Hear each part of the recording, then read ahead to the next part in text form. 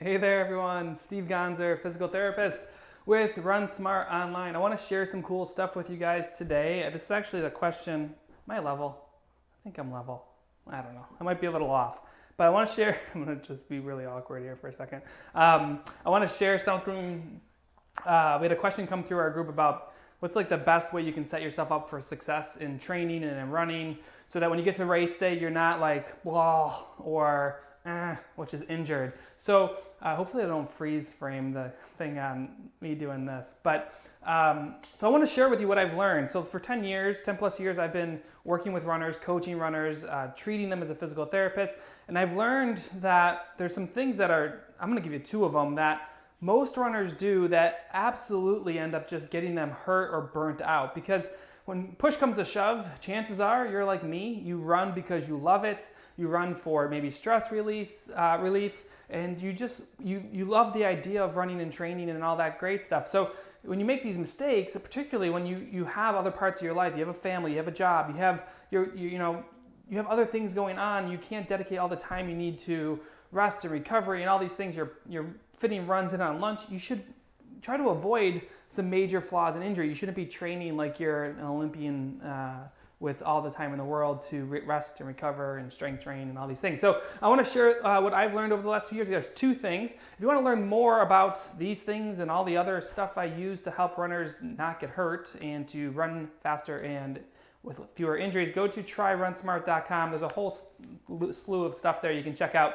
But let me talk to you about the first thing that I think you need to have in your training plan. Now, this works really well for people who are over the age of 40, and I know people come to the clinic all the time and say, stop telling me I'm over 40. Well, this is the runner I work with, and this is what I know to be true that works really well. So the first thing I would recommend that you put in your training plan is the 2-to-1 principle. So we use this in our training plans. If you're interested in looking those up, go to tryrunsmart.com. There's a form you can fill out and you can try some of our plans.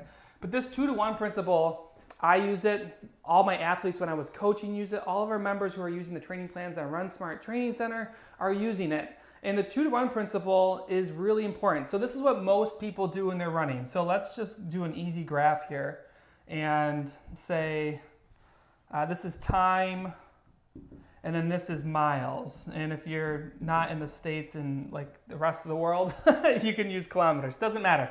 But so let's say your goal race is here. And what ends up happening is everyone just does this. Their miles get more and more and more. Then you hit maybe a taper, they come down, and then you get to race day. But this consistent, constant build where you're running 12, and then 14, then 16, then 18, then 20, then 22, week over week over week, just is a constant build. And what I found is that you could survive this way. You can get to race day being okay, but it offers a lot of risk, and running is all about risk management. If you want to be a lifelong runner, you want to continue to run, you should be looking to manage your risk. And when you just have this constant build where you're constantly running more miles throughout your plan, you're going to set yourself up for injury. So what I want to show you is the 2-to-1 principle, and just let me know in the comments if this is making sense or if you actually do that where you just ramp up. But the 2-to-1 principle training plan looks more like this. And I'm going to explain this here in a minute, where you have these peaks and valleys in your training. And these peaks and valleys are very important. So what's going to end up happening is you're going to have the 2 equals a build, and the 1 equals a recovery. So for every 3 weeks, you're going to be adding a recovery a week. And so you're going to build for 2 weeks, drop down, build for 2 weeks, and drop down. And what that allows you to do is have frequent rests where you aren't constantly just trying to build up. And the cool thing about it mentally is that when you do the 2-to-1 principle, you're always, from a mental standpoint, you're either going to be coming off a recovery week or going on to a recovery week. The cool thing about that is mentally, like if you're trying to fit a run, you're like, damn, I'm running out of time. I don't know if I can get my run in. You'd be like, I just came off a recovery week, so I can't be slacking now. Or you can just get through this run. I'll be on a recovery week. Next week, I'll have some more time.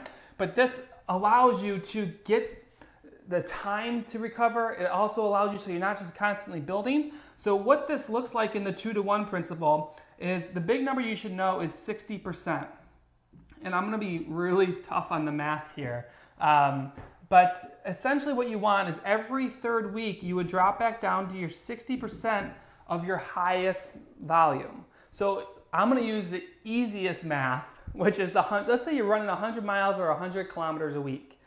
Every third week, you would drop down to 60 miles or 60 kilometers. If you're running 50, it'd be 30. So if you're running 50 miles a week at your maximum, not every single week, but you're like, at my peak, I'm gonna be running 50 miles. Every third week, you would drop down to 30% or 30 miles. Or if it's 160, we'll go with 30 because that's more realistic for most people. So you drop down to 30 in here. It doesn't matter if you're running 5Ks, half marathons, full marathons. It's more evident in the half and full marathons, but this 30% drop really helps you sustain your training so you're not burnt out and you're not injured by the time you get to race day, which is right here. So implement the 2-to-1 build in rest recovery. If you want just help with this, you can go to tryrunSmart.com. We have the ability for you to sign up and build an entire training plan using this principle and amongst many others that I use with our athletes. But the next thing I want to show you, and again, let me know if you have any questions and type them in the comments there. And this one I know a lot of you guys are probably guilty of is speed work. Now, not that you're doing it, but you're doing it incorrectly. I see a lot of coaches using this, and if you're an older athlete, it's gonna kill you.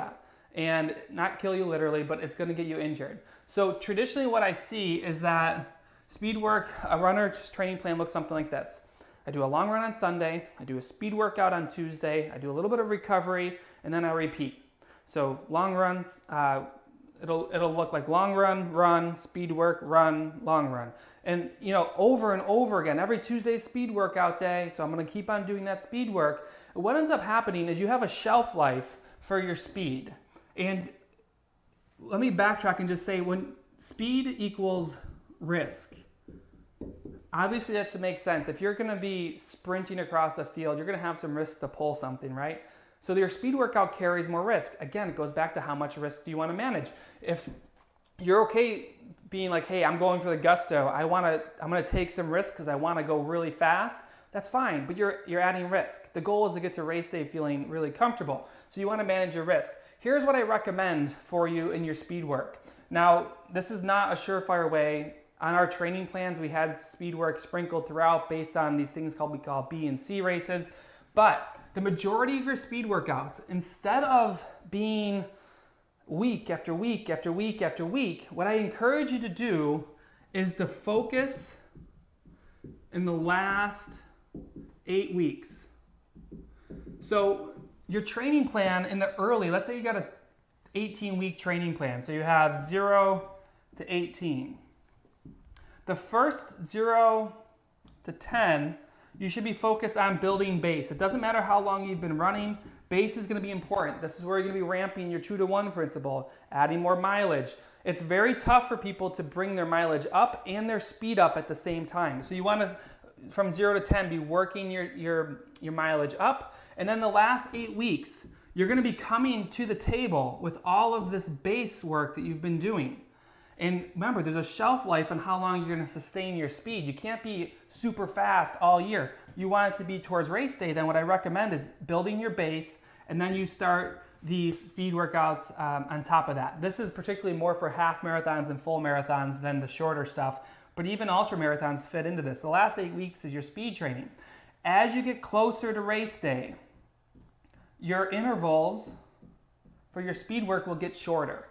Doesn't make a lot of sense, but what you do is you start off with some long tempo works. I like to use 2-mile tempo efforts. Then you're getting down to 400s or 800s and 400s, 1000s, stuff like that. And you're gonna be ramping your speed and just piling a ton of speed on later in your training towards race day rather than every single week, week after week. So 2 things. Don't do speed workout every single week. Don't just keep building more and more mileage week after week. Follow the 2-to-1 principle. Now, there's certainly other things. You want to have strength workouts. You want to have some work on your run form and stretching and recovery and things like that. If you're interested in the whole thing of what you should be doing, go to tryrunsmart.com. There's a little thing there. It tells you what we offer. For $1, you can go in and just check this stuff out. Training plans, strength workouts, run form instruction, all that stuff is there. Hopefully this helps you. I know some of you guys are doing this because all of my runners are doing it in some capacity. But manage your risk. This should help, and I hope you guys have a great fall running season, depending on when you watch this. And I'll talk to you guys soon. All right? Try runsmart.com. Check it out. All right, bye, guys.